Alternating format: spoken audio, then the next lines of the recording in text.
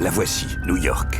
La ville de la liberté, celle de tous les possibles. Nous sommes au tournant du XXe siècle. Après Paris et son classicisme à la française, Londres et son excentricité so british, New York devient l'un des 3 temples de la maison.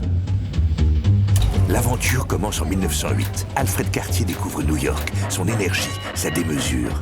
La légende est née. 1 an plus tard, son fils Pierre Cartier fait les titres du New York Times. On célèbre l'arrivée du premier joaillier français à s'installer outre-Atlantique. Oui, à New York, même l'impossible devient possible. Au cœur de Manhattan, Pierre trouve un nouveau temple, la Mansion. Un hôtel particulier de style néo-renaissance qu'il échange contre un collier de perles destiné à Maisie Plant, la femme du propriétaire. Buildings, gratte-ciel, ici tout est plus grand, plus haut, hors norme. Démesuré, à l'image du Hope, un diamant bleu de 45,52 carats qui fascine la clientèle américaine.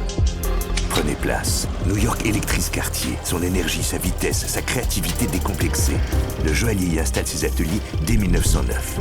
Héritière des grandes dynasties internationales, membres de la Café Society, elles se reconnaissent dans la liberté de Cartier, qui sublime leur aisance nouvelle et leur appétit de modernité. De Gloria Swanson à Lily Collins et Elle Fanning, mais aussi Gary Cooper, Rami Malek et Jake Gyllenhaal. Pour ces icônes d'hier et d'aujourd'hui, la maison rayonne et célèbre l'esprit de liberté américain. New York est l'épicentre des avant-gardes. Place au pop. D'Andy Warhol à Mohamed Ali, tous aiment Cartier. Au sein de la maison, Aldo Cipulo, figure incontournable du tout New York pop, révolutionne le design joaillier. Un clou, une vis, il en fait des créations emblématiques. Les bracelets Love et Juste un clou. Elles sont le reflet de la vie et de Manhattan, où tout est vissé, boulonné, cloué. Oui, ici ça bouge, ça va vite. New York donne le rythme. La Mansion se transforme au fil des générations. Elle est la vitrine de la singularité, de la vitalité créative du joaillier.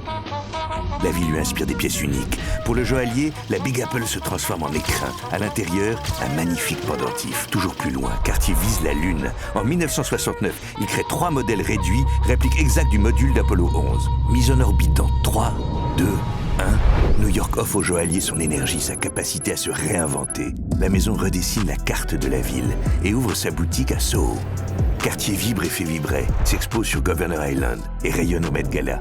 Pour l'événement new-yorkais le plus prisé du monde, c'est chez le joaillier que les célébrités se tournent pour exprimer leur style et leur singularité. Une liberté d'esprit, de création, d'expression.